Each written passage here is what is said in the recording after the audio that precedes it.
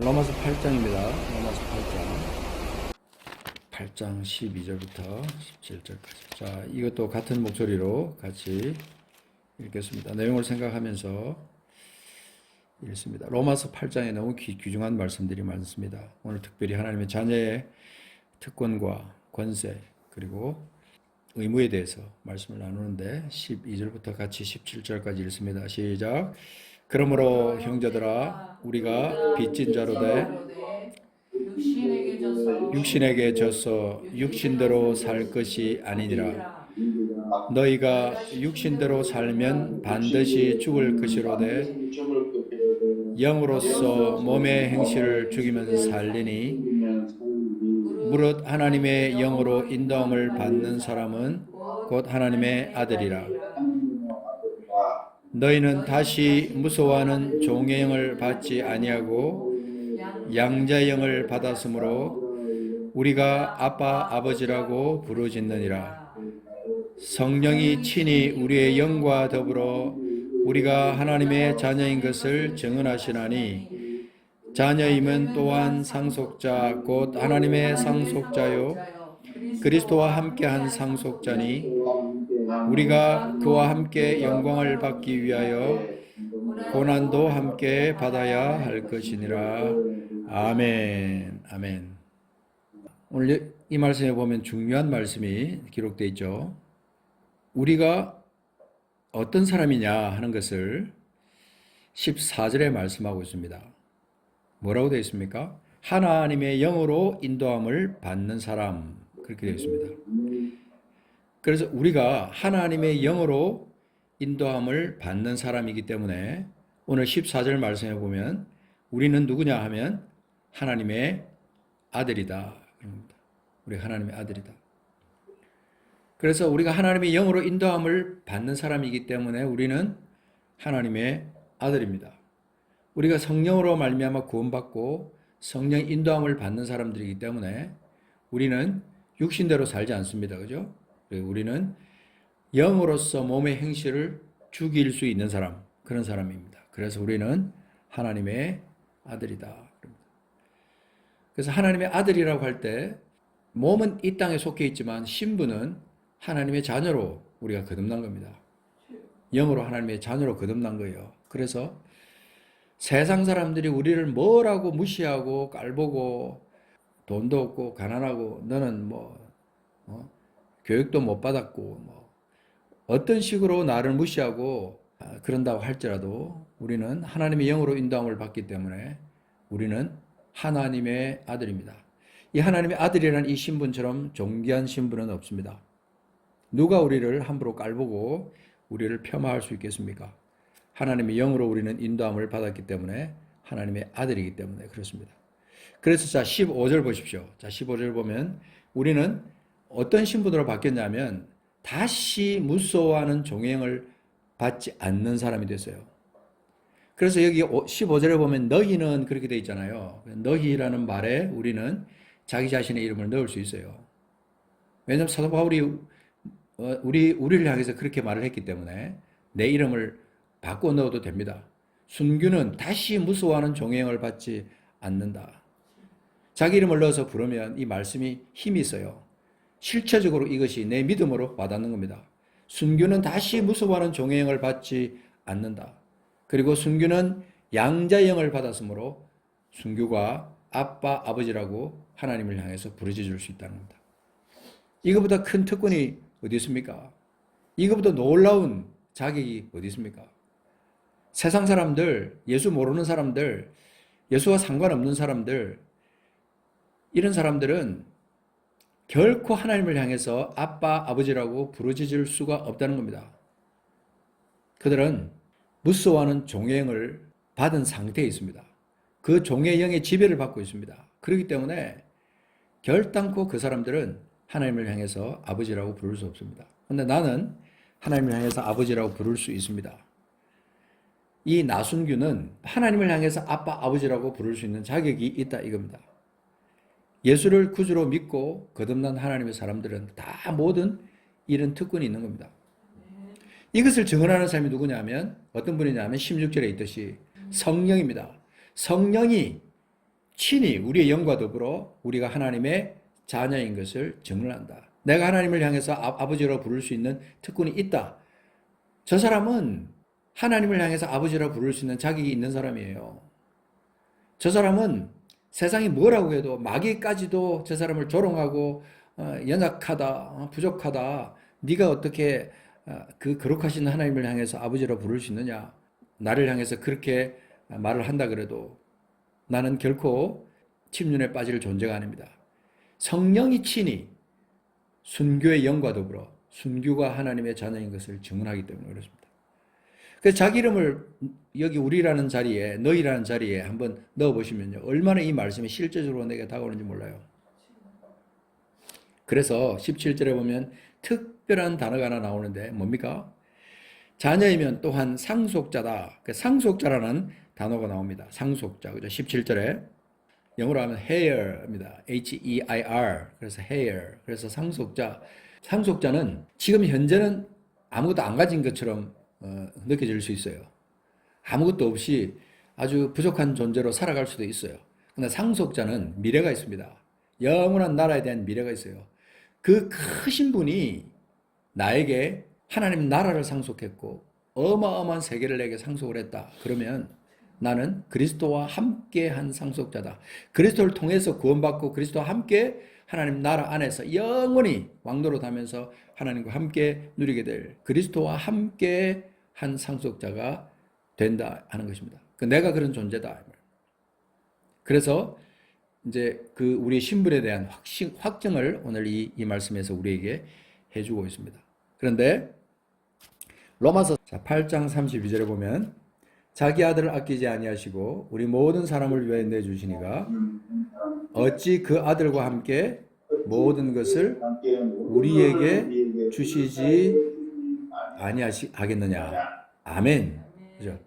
그래서 자기 아들을 아끼지 아니하시고 우리 모든 사람을 위하여 내주시니가. 우리 모든 사람은 내가 포함됩니다. 그죠? 우리 모든 사람을 위하여 내주시니까 어찌 그 아들과 함께 모든 것을 우리에게 주시지 아니하겠느냐. 아멘이십니다. 그죠? 그 아들과 함께 모든 것을 우리에게 주시는 하나님, 그분은 위대하신 하나님. 그 하나님이 우리에게 그 아들과 함께 나를 위해서 십자가에서 죽으시고 그리고 다시 사신 부활하신 그 주님, 그 아들과 함께 모든 것을 우리에게 주시는 하나님이시다. 그렇게 말씀하고 있는 겁니다. 그래서 오늘 우리가 이 로마서 8장에 있는 말씀과 그 다음에 로마서 히브리서에 있는 말씀을 같이 오버랩해서 같이 한번 보도록 하겠습니다. 자, 히브리서 12장 말씀 보십시오. 5절 보십시오. 하나님의 아들이 된 사람의 어떤 권세, 신분, 이것에 대해서 우리에게 확실하게 말씀하고 있는데 5절, 6절부터 13절까지인데요. 자, 이 말씀 내용을 생각하면서 읽으시면 아주 소중한 말씀이 나올 수가 있습니다. 자, 5절부터 보겠습니다. 12장 찾으셨죠? 예, 같이 읽겠습니다. 시작. 또 아들들에게 권하는 것 같이 너에게 권면하신 말씀도 잊었도다 일렀어다에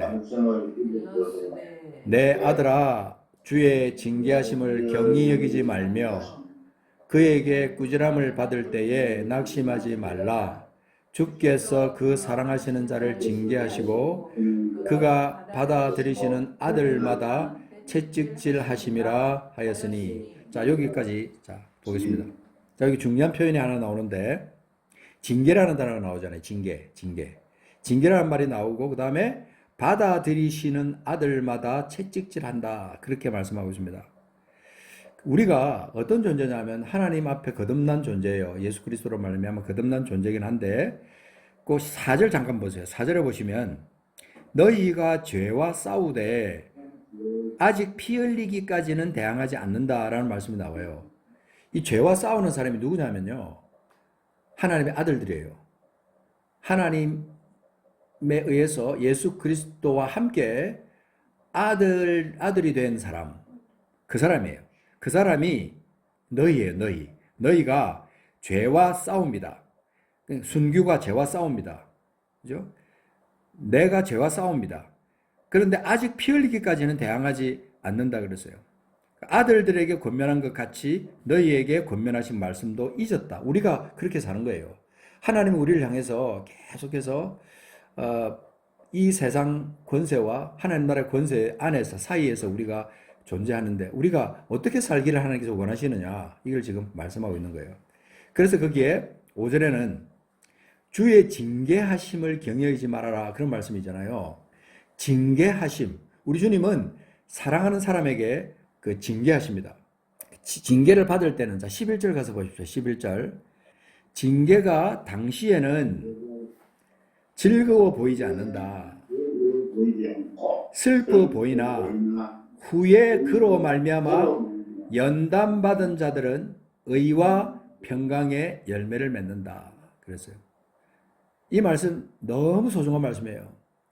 자녀가 때때로 징계를 받습니다. 징계를 받는데 징계가 당시에는 즐거워 보이지 않습니다. 슬퍼 보입니다. 그런데 후에 그로 말미암아 연단받은 자들은 징계를 통해서 연단을 받게 되면 어떤 열매가 맺습니까? 의와 평강의 열매를 맺습니다. 징계를 당할 때는 이 평강을 느끼지 못해요. 근데 징계를 당하고 난 뒤에 성장하고 나고 그 다음에 성장하고 나서 믿음의 장성한 분량에까지 딱 자라게 되면 그 사람에게는 평강이 있게 되는 겁니다. 하나님 나라의 평강. 우리가 찬송에도 그런 게 있지 않습니까? 평화, 평화로다. 그죠? 하늘 위에서 내려오네. 그 찬양이 있듯이 하나님 나라 안에서 우리가 징계를 받고 하나님 사랑을 받은 그런 사람들은 이 평강의 열매가 있습니다. 그 의가 맺혀요. 의의 열매가 맺힙니다. 옛날에는 죄와 막 싸우고 옛날에는 죄 때문에 힘들어하고 피곤해하고 늘 그렇게 힘들어했는데 이 징계를 통과한 사람들은 의와 평강의 열매가 있습니다. 근데 이 징계가 누구에게 있느냐? 자녀에게 있는 됩니다. 자녀. 자녀가 아니면 하나님 징계하지 않습니다. 그래서 자 12절 보시면 12절에 그러므로 피곤한 손 연약한 무릎을 이렇게 세운다. 왜 피곤하고 연약한 무릎이 생깁니까? 징계를 당해서 힘들어서 죄와 싸우느라고 여러 가지 힘든 삶을 그러니까 피곤한 손, 연약한 무릎 이것을 우리 하나님은 세우십니다. 그 다음에 13절에 보면 너희 발을 위하여 곧은 길을 만들어 저는 다리로 하여금 어그러지지 않고 고침을 받게 하라. 그러니까 우리가 하나님께서 주시는 힘을 가지고 우리가 고침을 받아야 되는 겁니다. 그 발을 향해서 명령하는 겁니다. 네가 고침을 받으라. 우리가 하나님 안에서 그렇게 당당히 하나님의 뜻 가운데서 살아야 된다 하는 것입니다. 우리가 하나님의 자녀이기 때문에 우리가 징계를 받습니다. 그리고 또 징계를 받으면 그 징계를 통해서 우리는 성장하게 되고 우리 하나님의 뜻 안에서 온전하게 될 수 있다는 것입니다. 자, 우리 빌립보서 2장 말씀 잠깐 들어가서 보겠습니다. 빌립보서 2장 자 13절 보십시오. 여기 중요한 말씀들이 다 기록되어 있습니다. 15절까지 읽겠습니다. 시작. 너희 안에서 행하시는 이는 하나님이시니 자기의 기쁘신 뜻을 위하여 너희에게 소원을 두고 행하게 하시나니 모든 일을 원망과 시비가 없이 하라. 이는 너희가 흠이 없고 순전하여 어그러지고 거스르는 세대 가운데서 하나님의 흠 없는 자녀로 세상에서 그들 가운데 빛들로 나타내며 그랬습니다. 너희 안에서 행하시는 이, 너희 안에 순교 안에서 행하시는 이는 하나님이시다. 여기서도 자기 이름을 넣을 수 있습니다. 순교 안에서 행하시는 이는 하나님이십니다. 내가 거듭나고 나면요, 내 안에서 하나님은 소원을 두고 그 안에서 일을 지어서 행하세요. 하나님은 내 안에서 나와 함께 일을 하세요. 나와 함께. 자기의 기쁘신 뜻을 위하여 순교에게 소원을 두고 행하게 하십니다. 이게 하나님 뜻이에요. 그래서 하나님의 자녀가 됐다는 것은 그만큼 존귀한 존재가 됐다는 것이고 하나님의 뜻이 그 안에 있다는 겁니다. 그래서 15절에 보면 그렇게 말하죠. 그죠? 하나님의 흠 없는 자녀로 세상에서 그들 가운데 빛들로 나타내라. 자녀는 자녀인데 어떤 자녀냐? 하나님의 흠없는 자녀예요. 하나님의 아들들로 이 땅 가운데 살아가는 데 있어서 세상 속에서 그들과 같이 똑같이 더럽게 그들 가운데 똑같이 진흙탕에서 그렇게 살 수는 없는 것이 우리예요. 우리는 하나님의 흠없는 자녀로 세상에서 그들 가운데 뭘로 나타내라 그랬습니까? 빛들로 나타내는 거예요. 빛. 어둠 가운데 우리가 거한다 해도 우리는 빛들로 나타내야 돼요. 침침한 곳에 내가 있다 할지라도 빛 가운데 그들 가운데서 하나님의 뜻을 나타내야 되는 거예요. 하나님의 생명을 나타내고 하나님의 사랑을 나타내고 하나님의 인내를 나타내고 하나님의 능력을 그들 가운데 나타내는 것입니다. 그들 가운데 세상 속에서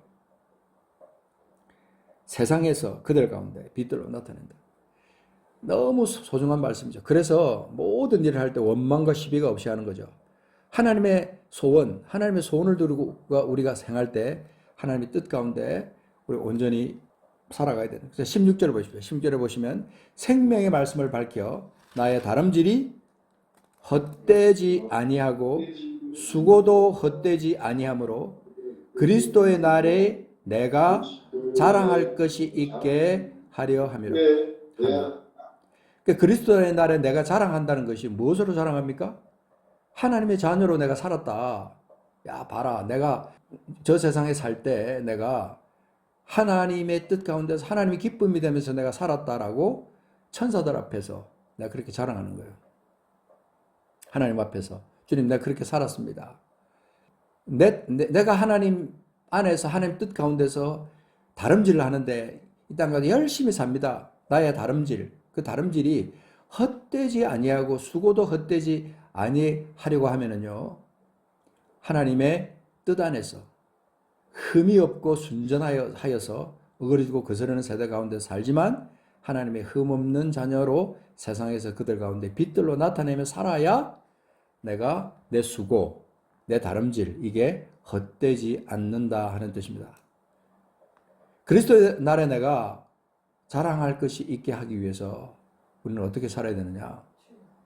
내가 하나님의 자녀인데 거듭난 하나님의 자녀인데 내가 빛 가운데 거하는 자녀로 내가 살았습니다. 하나님 감사합니다. 내가 죄 가운데 살았지만 죄에 넘어지지 않고 죄에 속지 않고 내가 승리했습니다. 세상 속에 살았지만 어둠 속에 내가 살았지만 나는 그들 가운데 빛들로 나타내며 살았습니다. 이렇게 하나님 앞에 주님을 향한 사랑을 고백할 수 있겠느냐 하는 것입니다. 이런 삶을 사는 것이 얼마나 중요한가 하는 것을 다시 한번 생각을 해봐야 됩니다. 자, 끝으로 이제 로마서 8장 처음에 읽었던 말씀으로 넘어가서 잠깐 말씀을 마치도록 하겠습니다.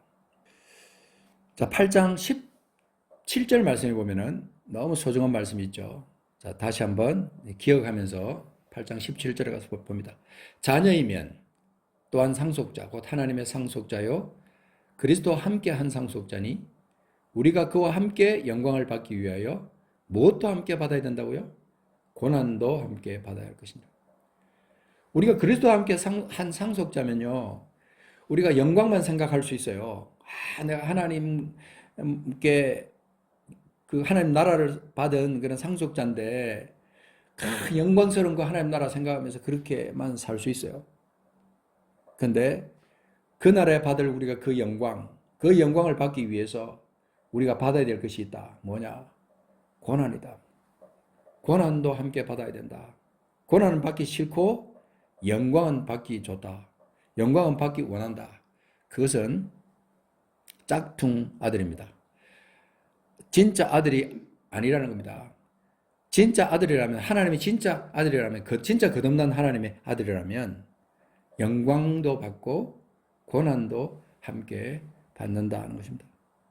이게 하나님의 자녀들의 속성입니다. 성령이 우리를 향해서 친히 우리의 영과 더불어 우리가 하나님의 자녀인 것을 하나님께 증언을 하는데 우리가 어떻게 세상 속에서 그렇게 함부로 빛을 나타내지 못하고 그렇게 살 수가 있겠습니까? 고난 조금 당할 수 있어요. 이 땅 살면서 예? 시험도 좀 당할 수 있고 어려움도 당할 수 있고 넘어질 수도 있고 그렇습니다. 근데 그 고난, 주를 위한 고난이고 주님과 함께하는 고난이라면 우리는 그렇게 살 수가 있다 하는 것입니다. 오늘 이 말씀 우리가 생각하면서 기도하는 시간이 되기를 원합니다. 기도할 때 우리는 하나님의 상속자로 이 땅에 살면서 우리가 사생자처럼 그렇게 살 수는 없습니다. 히브리서에 그렇게 말했잖아요. 징계는 다 받는 것이거늘 너에게 징계가 없으면 사생자여 친아들이 아니다. 12장 8절에 그렇게 말했잖아요. 우리가 상속자냐 사생자냐? 우리는 분명히 친아들입니다. 상속자입니다. 그렇다면 우리는 그 상속자답게 친아들답게 그렇게 사는 거죠. 오늘 기도할 때 하나님 내가 하나님의 친아들이 맞습니다. 예수 그리스도로 말미암아 내가 거듭났습니다. 하나님 내가 친아들답게 살게 해주십시오. 나는 하나님의 아들로서 이렇게 살기를 원합니다. 하나님 나를 도와주십시오.